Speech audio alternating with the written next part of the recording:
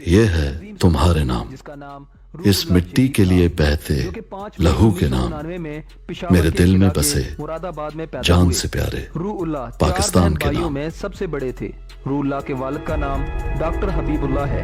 Captain روح اللہ کے والدین انہیں ڈاکٹر بنانے کی خواہش رکھتے تھے، مگر روح اللہ پاک فوج میں شمولیت اختیار کر کے ملک و قوم کی خدمت کرنا چاہتے تھے۔ کیپٹن روح اللہ نے میٹرک اسلامیہ کالج پشاور سے کیا، ایف ایس سی انہوں نے حیات آباد کے گورنمنٹ ڈگری کالج سے کی۔ روح اللہ کو بچپن سے ہی آرمی میں جانے کا شوق تھا۔ کیپٹن روح اللہ کے والد نے بچپن میں آپ کے لیے ایک آرمی یونیفارم خریدا تھا، وہ ہمیشہ اسے پہنے رکھتے تھے، لیکن جب بھی وہ گیلا ہوتا تھا تو آپ اس کے سوکھنے کا انتظار بھی نہ کرتے اور گیلا ہی پہن لیتے۔ یعنی انہیں پاک فوج سے اتنی محبت تھی۔ وطن سے محبت اور دفاع کی لگن نے روح اللہ کو پاک فوج میں شمولیت کی طرف راغب کیا اور 2011 میں 125 P M A long course کے ذریعے پاک فوج میں کمیشن حاصل کیا اور انہیں پاک فوج کی ایک میانات یونٹ 50 بلوچ ریجمنٹ میں تعینات کیا گیا۔ روح اللہ کی پہلی پوسٹنگ وزیرستان میں ہوئی تھی۔ وزیرستان میں 1 سال اپنا فرض سر انجام دینے کے بعد روح اللہ کی پوسٹنگ مختلف علاقوں میں ہوتی رہی۔ اسی دوران کیپٹن روح اللہ نے ایس ایس جی میں شمولیت اختیار کر لی۔ ان کا تعلق 2 لائٹ کمانڈو یونٹ سے تھا۔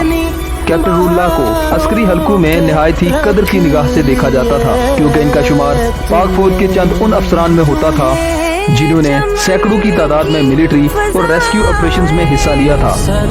اس نوجوان افسر کی انہی خدمات کی بدولت انہیں آرمی چیف کی جانب سے اعزازی سند سے نوازا گیا، مگر اللہ تعالیٰ کو کچھ اور ہی منظور تھا۔ دہشت گردوں نے 24 اکتوبر 2016 میں کوئٹہ کے حساس ترین علاقے سریاب روڈ کا انتہاز کیا، کیونکہ کوئٹہ ایک بار پھر سے دہشت گردوں کے نشانے پر تھا۔ کوئٹہ کو خون میں نہلانے کے لیے جدید اسلحے سے لیس 3 خودکش بمباروں نے منگل کی شب تقریباً 11 بجے سریاب پر واقع پولیس ٹریننگ سینٹر پر دھاوا بول دیا۔ یہاں اس وقت 750 کے قریب پولیس اہلکار تربیت لے رہے تھے۔ ان دہشت گردوں نے ان پر اندھا دھند فائرنگ شروع کر دی اور متعدد کو یرغمال بنا لیا۔ اس فائرنگ کے نتیجے میں بہت سے کیڈٹ شہید ہوئے۔ اس سے پہلے بھی 2006 اور 2008 میں بھی پولیس کے اس تربیت گاہ پر راکٹ حملے ہو چکے تھے، جو اس کالج کی حساسیت کو ظاہر کرتے ہیں۔ اس حملے کے فوراً بعد جائے وقوع پر فرنٹیئر کور اور ایس ایس جی کمانڈوز کے دستے پہنچ چکے تھے، جنہوں نے ریسکیو آپریشن کا باقاعدہ آغاز کیا اور ایک خودکش بمبار کو شروع میں ہی جہنم واصل کر کے سینکڑوں اہلکاروں کی جانیں بچائیں۔ اس معرکے میں پاک فوج کے غیر معمولی صلاحیتوں کے حامل افسر کیپٹن روح اللہ بھی شامل تھے، جن کی بہادری اور جوان مردی نے ملک و قوم کا سر فخر سے بلند کر دیا۔ کیپٹن روح اللہ کی عادت تھی کہ وہ ہمیشہ کسی بھی معرکے پر جانے سے قبل 2 رکعت نماز نفل ادا کرتے تھے، لہٰذا انہوں نے کوئٹہ پولیس ٹریننگ سینٹر میں ریسکیو آپریشن جانے سے قبل جلدی سے وضو کر کے 2 رکعت نفل ادا کیے۔ جائے وقوع پر پہنچتے ہی کالج کے ایک کمرے کو کلیئر کیا۔ اس طرح جب انہوں نے 10 کمروں کو کلیئر کرا لیا تو ایک خودکش بمبار بھاگ کر ان کے قریب آنے لگا، جس کے سر پر نشانہ لے کر کیپٹن روح اللہ نے اسے خودکش جیکٹ پہننے سے قبل ہی مار دیا۔ بہت سے اہلکاروں کی جان بچانے کے بعد جب وہ 11ویں بیرک میں داخل ہوئے تو وہاں گپ اندھیرا تھا اور تقریباً 40 سے 50 اہلکار ایک بیرک میں موجود تھے۔ زندگی اور موت چند قدم کے فاصلے پر تھی۔ کیپٹن روح اللہ نے انہیں مخاطب کر کے پوچھا، سارے اپنے بندے ہو، میں ایس ایس جی کا افسر ہوں، تم لوگ ہاتھ اوپر کر کے باہر نکلتے جاؤ۔